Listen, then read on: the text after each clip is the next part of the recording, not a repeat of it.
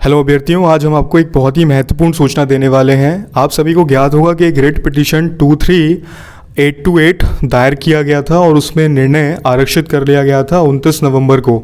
लेकिन अब इसका जो निर्णय है वो सार्वजनिक कर दिया गया है और इसमें बताया गया है कि ये जो रिवाइज रिज़ल्ट था MPPSC 2019 का, जिसे 10 अक्टूबर 2022 को MPPSC ने जारी किया था, इसे अमान्य घोषित कर दिया गया है और 2721 बच्चों के लिए एक एडिशनल या आप बोल सकते हैं स्पेशल मेंस कराने के लिए कहा गया है।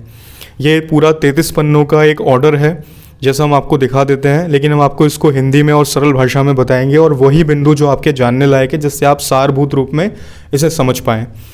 देखिए, इसमें सबसे पहले तो ये बताया गया है कि बिंदुवार के कोर्ट को क्या समझना है, मतलब उसको किस चीज़ पर विचारण करना है। तो पहले हम 4-5 बिंदुओं में तो आपको ये बताएंगे कि उन्होंने क्या समझा जिसके ऊपर ये निर्णय लिया, और बाद में उनका जो निर्णय है वो बताया जाएगा। तो आइए शुरू करते हैं। लेकिन उससे पहले यदि आप हमारे चैनल पर नए हैं या आप हमारे वीडियो देख रहे हैं तो कृपया हमें अपना साथ दीजिए और इस चैनल को सब्सक्राइब कर लीजिए।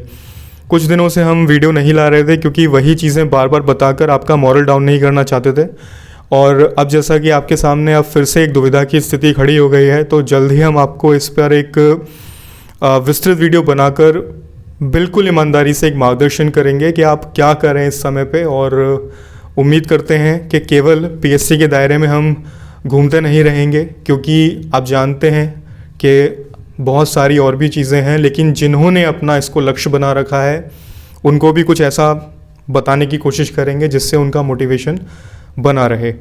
तो शुरू करते हैं अपना वीडियो।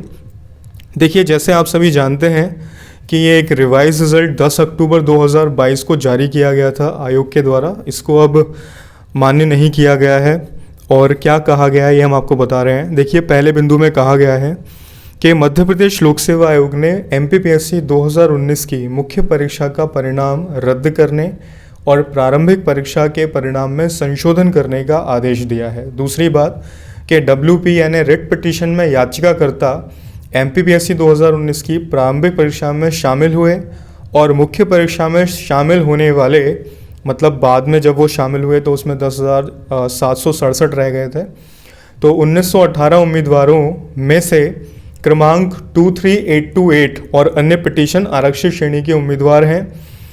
MPPSC 2019 परीक्षा के माध्यम से विज्ञापित 571 पदों को भरने के लिए साक्षात्कार बुलाया गया था 1918 बच्चों का। नंबर तीसरा बिंदु कि इसमें शारीरिक रूप से जो दिव्यांगजन हैं उन्होंने भी जो सफल हो गए थे 2019 में, उन्होंने भी 26146 एक पिटीशन लगाया था। अब इसमें हाईकोर्ट ने जो बिंदुवार रूप में समझा है वो हम आपको बता रहे हैं। इन्होंने कहा है कि 21 मार्च 2026 तक मुख्य परीक्षा को आयोजित कर लिया गया था। इसमें कहीं भी कोई दुर्भावना या कोई प्रक्रिया संबंधी अनियमितता या अन्य दुर्बलता थी या सभी उम्मीदवारों को उचित अवसर नहीं दिया गया था, ऐसा मामला नहीं है। बल्कि उनका कहना यह है कि आरक्षित श्रेणी के उम्मीदवारों के संबंध में प्रारंभिक परिणाम तैयार करने में नियम 4(3)(d)(3) की प्रयोज्यता को छोड़कर पूरी प्रक्रिया 2015 के नियमों के अनुसार की गई। यानी कि आप जानते हैं कि हॉरिजॉन्टल रिजर्वेशन था जिसको बाद में वर्टिकल कर दिया गया था। यह निर्विवाद है कि सभी अभ्यर्थियों की प्रारंभिक परीक्षा के साथ साथ अनारक्षित श्रेणी के अभ्यर्थियों की मुख्य परीक्षा 2015 के नियमानुसार आयोजित की गई थी। समस्या तब खड़ी हुई जब संशोधन नियमावली 2020 के आधार पर आरक्षित श्रेणी के अभ्यर्थियों के संबंध में प्रारंभिक परीक्षा का परिणाम घोषित किया गया। WP नंबर 542 यह बताता है कि PSC ने कुछ सुधारात्मक कदम उठाए हैं और सफल आरक्षित श्रेणी के उम्मीदवारों की सूची फिर से तैयार की है। ऐसी स्थिति में छात्रों की 4 श्रेणियां उभर कर सामने आ रही हैं। पहला, दिनांक 10 अक्टूबर 2022 को, अभी हमने आपको इसी क्लिप में दिखाया था कि रिजल्ट आया था इस दिन हमारा, के परिणाम के अनुसार मुख्य परीक्षा के लिए नवोत्तीर्ण आरक्षित श्रेणी के अभ्यर्थी संख्या 2721। दूसरा, 1918 चयन सूची के अभ्यर्थी अनारक्षित वर्ग जिन्होंने 21 से 26 तक मुख्य परीक्षा 2015 नियमानुसार उत्तीर्ण कर साक्षात्कार हेतु अंतिम रूप से अर्हता प्राप्त की हो।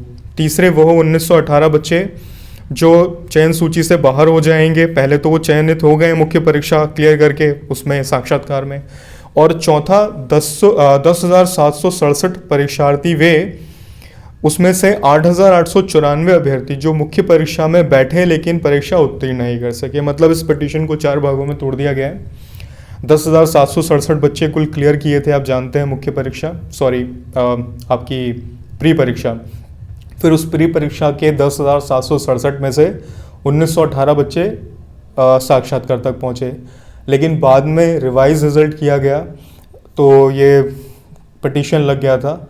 और अब इसमें फिर एक दुविधा की स्थिति उत्पन्न हो रही है, क्योंकि आप जानते हैं कि जो दूसरा पक्ष है जो एक कंप्लीट मेंस कराना चाहता है, ना कि एक स्पेशल मेंस, उन्होंने पहले ही ये बता दिया है कि वो भले ही इसके लिए सुप्रीम कोर्ट भी जाएंगे और इसको एक्सेप्टेबल नहीं करेंगे, जैसा कि उनके वीडियोस के माध्यम से आप जब सब भी जानते ही होंगे। तो ये स्थिति लगभग दुविधापूर्ण होती ही जा रही है और इसमें हम कब तक इसका रिज़ल्ट आएगा ये नहीं समझ पा रहे। हालांकि हाई कोर्ट ने निर्णय भी दिया हुआ है। अब आप इसको हम इसको आपको आगे बताएंगे कि एक लिमिटेड टाइम में इसका आपको निर्णय भी करना होगा। तो आगे बढ़ते हैं। नंबर 20 बिंदु से हमारा निर्णय शुरू हो जाएगा जो हमें प्राप्त हुआ है। WP में निर्णय के बाद PSC द्वारा तैयार की गई नई पुनः तैयार सूची के अनुसार और नंबर 542/2021 2,721 नव योग्य आरक्षित श्रेणी के उम्मीदवार हैं जो मुख्य परीक्षा में बैठने के पात्र हैं। यदि विशेष मुख्य परीक्षा आयोजित की जाती है तो PSC को केवल इन नवयोग्य 2,721 उम्मीदवारों की देखभाल करनी होगी। मतलब इनको पेपर दिलाना होगा मेंस का और उसके बाद फिर साक्षात्कार में इनको एडजस्ट करना पड़ेगा बाकी अभ्यर्थियों के साथ।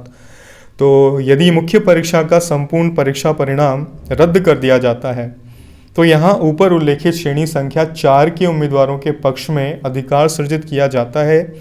यह एक और उन अभ्यर्थियों के लिए मतलब पीछे ढकेलने जैसा होगा जिन्होंने पहले ही मुख्य परीक्षा पास कर ली है और साक्षात्कार के लिए अंतिम सूची में स्थान प्राप्त कर लिया है।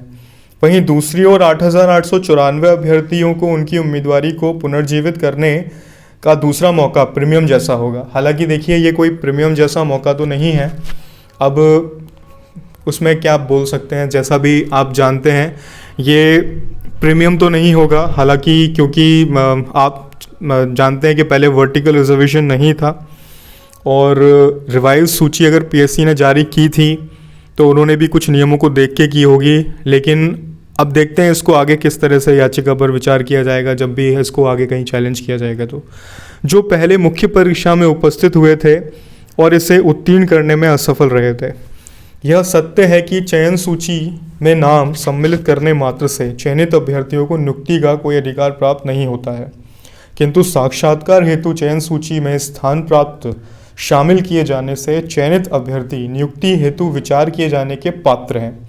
ये उन बच्चों के लिए कहा जा रहा है जिन्होंने इंटरव्यू तक अपना रास्ता तय किया था, जिन्हें मुख्य परीक्षा परिणाम को रद्द करके दूर नहीं किया जा सकता, क्योंकि इससे उन अभ्यर्थियों के प्रति गंभीर पूर्वाग्रह और घोर अन्याय होगा जिन्हें शॉर्टलिस्टिंग प्रक्रिया में योग्य घोषित किया गया। अब 8,894 अभ्यर्थियों का संबंध है। यदि आरक्षित श्रेणी के नव अहर्त अभ्यर्थियों के लिए विशेष मुख्य परीक्षा आयोजित की जाती है तो उनके प्रति कोई गंभीर पूर्वाग्रह नहीं होगा, क्योंकि वे पूर्व में आयोजित मुख्य परीक्षा उत्तीर्ण नहीं कर सके थे।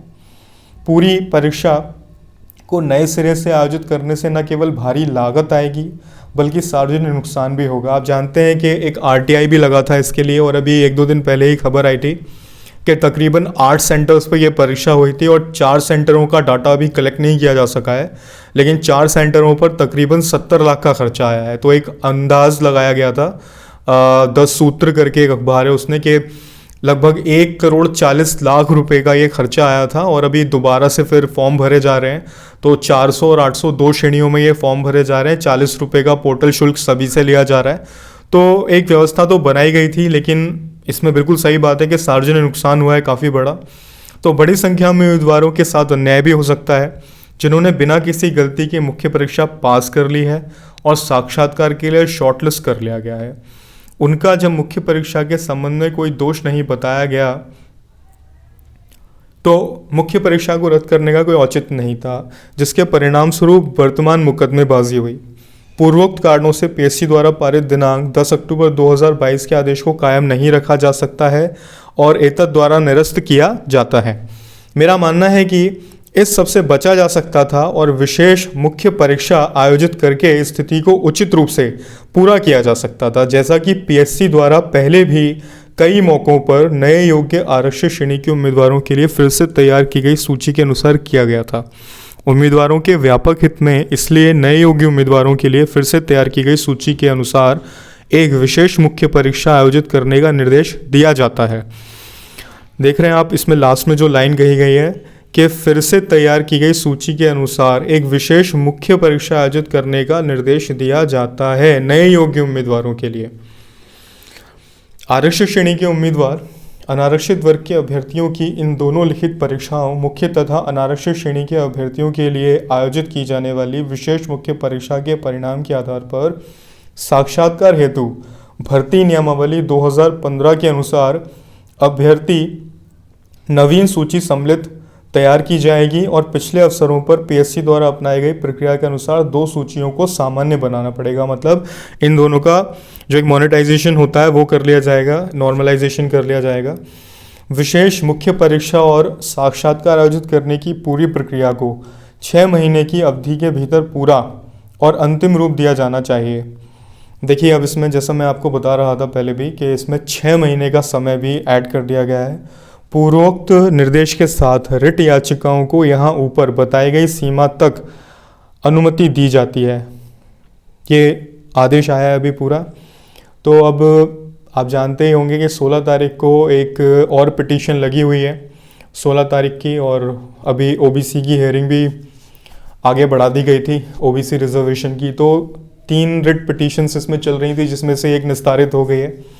ओबीसी वाला केस अभी पेंडिंग है और एक और केस पेंडिंग है इसमें अभी, जिसमें कहा गया है कि 87% और 26% का जो रिज़ल्ट दिया गया है वो गैर संवैधानिक है, मतलब वो संवैधानिक नहीं है। तो अभी इसमें काफ़ी सारे पॉइंट्स आ रहे हैं, कई बच्चे इसमें अपनी याचिकाएं लगा रहे हैं। तो ये अभी काफ़ी मतलब गोल गोल घूम रही है ये प्रक्रिया, और इसमें अभी कोई भी स्थिति एक स्पष्टता नहीं दिखाई दे रही। तो इसके लिए भी हम बात करेंगे, लेकिन अभी हम आपको सिर्फ इतना बता देते हैं कि आज का जो ये निर्णय है, इससे अब कल से जब हम फिर फॉर्म भरने वाले थे, अब इसका क्या होगा ये पीएससी को क्लियर करना पड़ेगा। लेकिन इन सब चीज़ों के बीच में हम 4 साल से तो लगे ही हुए हैं। 2018 में आप जानते हैं कि हर्षल चौधरी जी को एक फर्स्ट पोजीशन मिली थी और सभी बच्चों की आंखों में सपना था कि वो भी पीएससी क्लियर करेंगे। और अगर हम मान के चलें कि 2019 से अगर ये लगातार हो रहा होता, तो भले ही वो 2019 की परीक्षा में कुछ बच्चे सिलेक्ट ना हुए होते अगर उनकी तैयारी में कोई कमी होती, लेकिन 2020, 21 और 22 3 साल में कहीं ना कहीं तो वो स्टे करते, और अगर स्टे नहीं कर पाते तो अपना कुछ और देख सकते थे। लेकिन आप भी जानते हैं कि एक बार बहुत अच्छे से तैयारी करने के बाद बच्चे इतने आसानी से इसमें से नहीं निकल पाते। तो अब न्यायालय का जो फैसला है, उन्होंने अपने मानवीय पक्ष और पूरे प्रशासनिक कानूनी पक्षों को देखते हुए ही एक निर्णय दिया है। लेकिन जैसा आप जानते हैं कि लोकतंत्र में हर कोई स्वतंत्र होता है और अपनी अपनी याचिकाएं लगाने के लिए स्वतंत्र रहता ही है। तो अब इसके ऊपर फिर से याचिका अगर लगेगी और वो कितने दिन में उसका निर्णय आएगा नहीं कहा जा सकता। तो अभी तो केवल दुविधा की स्थिति बनी हुई है, बाकी देखते आगे क्या होता है। तो आप सब अपनी पढ़ाई करें और अच्छे से रहें। धन्यवाद।